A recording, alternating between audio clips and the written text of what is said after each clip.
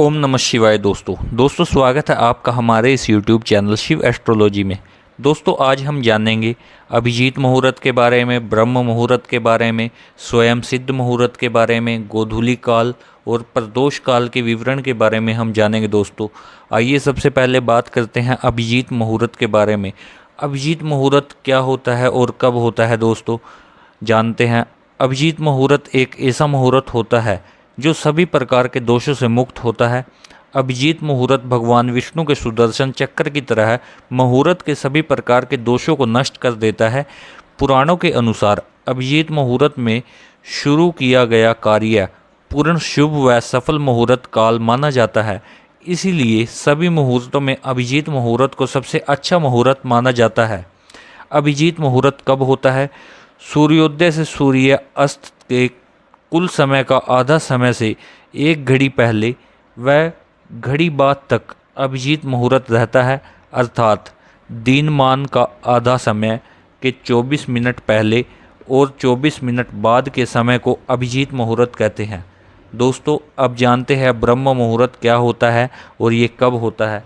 ब्रह्म मुहूर्त एक ऐसा मुहूर्त होता है जिसमें जप, ध्यान, योग, धार्मिक पूजा पाठ कार्य के लिए सफल और विशेष फलदायक शीघ्र फल सिद्धि दायक मुहूर्त होता है। इस मुहूर्त में किए गए कार्य का फल अवश्य मिलता है।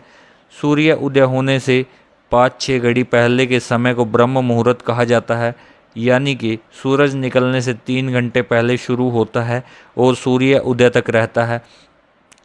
आइए दोस्तों अब हम जान लेते हैं स्वयं सिद्ध मुहूर्त क्या होता है। स्वयं सिद्ध मुहूर्त एक ऐसा मुहूर्त होता है दोस्तों जिसमें हम कोई भी कार्य का मुहूर्त कर सकते हैं। ये मुहूर्त के दिन अपने आप में बहुत प्रभावशाली योग बन जाता है, अतः इस मुहूर्त के दिन कार्य शुरू करने में कोई दोष नहीं लगता, इसलिए इसको स्वयं सिद्ध मुहूर्त कहते हैं। स्वयं सिद्ध मुहूर्त के दिन चैत्र शुक्ला एकम, अक्षय तृतीया, विजयदशमी, धनतेरस, दीपावली और बसंत पंचमी ये दिन स्वयं सिद्ध मुहूर्त कहलाते हैं। दोस्तों लोकचार मत से आषाढ़ सुदी नौमी, फागुन सुदी दूज, कार्तिक सुदी गोपाष्टमी, देव उठनी एकादशी व सिली सातम ये लोकाचार मुहूर्त कहलाते हैं। इनको अनपूछ सहा मुहूर्त भी कहा जाता है। यदि विवाह के लिए कोई भी मुहूर्त न निकले, इन दिनों में विवाह का मुहूर्त कर लेते हैं और ये बहुत ही शुभ माना जाता है। दोस्तों मुहूर्त समय, एक मुहूर्त में 2 घड़ी अर्थात 48 मिनट का एक मुहूर्त होता है। एक दिन में 30 मुहूर्त होते हैं। दिन के 15 मुहूर्त और एक रात में भी 15 मुहूर्त होते हैं। अरुणोदय काल, सूर्य निकलने से पहले 4 घड़ी यानी कि 1 घंटा 36 मिनट के समय को अरुणोदय काल कहा जाता है। इस अरुणोदय काल में स्नान, ध्यान, पूजा पाठ आदि कार्यों का विशेष फल मिलता है। यह समय पूजा कर्म के लिए विशेष समय माना जाता है। आइए दोस्तों जान लेते हैं 5 काल कौन कौन से होते हैं। प्रातः काल, संगव काल, मध्याह्न काल, अपराह्न काल, सायाह्न काल।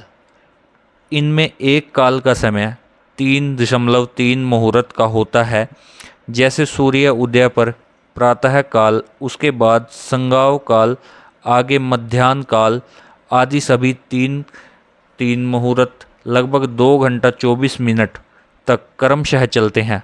प्रातः काल देव पूजा के लिए विशेष शुभ समय माना जाता है। प्रदोष काल क्या होता है दोस्तों, आइए बात करते हैं।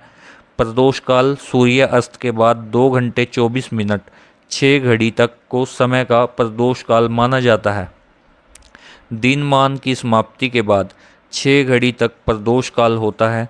सूर्य अस्त के बाद प्रदोष काल में शिव पूजा अर्चना के लिए विशेष शुभ मुहूर्त माना जाता है, क्योंकि रात्रिमान में प्रथम मुहूर्त का स्वामी शिव है। कुछ विद्वान सूर्य अस्त के बाद 3 घड़ी 1 घंटा 12 मिनट तक ही प्रदोष काल मानते हैं।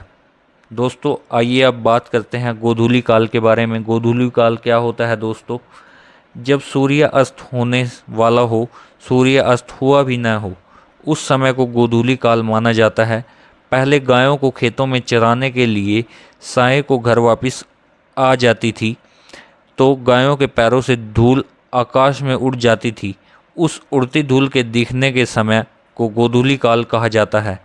गोधूली काल में कोई भी शुभ कार्य, मुहूर्त, विवाह आदि किए जाते हैं। यदि दिन भर में कोई लगन मुहूर्त न बने तो गोधूली काल के कार्य करना शुभ माना जाता है। इसमें अगर आप कोई भी कार्य करते हैं तो वह सिद्ध होता है। गोधूली काल भी स्वयं सिद्ध मुहूर्त होता है। दीनमान व रात्रिमान क्या होता है दोस्तों? सूर्योदय से सूर्य अस्त तक के समय को दीनमान कहा जाता है और सूर्य अस्त से सूर्य उदय तक के समय को रात्रि माना जाता है, रात्रिमान माना जाता है दोस्तों। तो दोस्तों, अगर आपको हमारी वीडियोस अच्छी लगती हैं तो हमारे इस YouTube चैनल शिव एस्ट्रोलॉजी को सब्सक्राइब करें और वीडियो को लाइक करें और शेयर करें। धन्यवाद दोस्तों। ओम नमः शिवाय दोस्तों।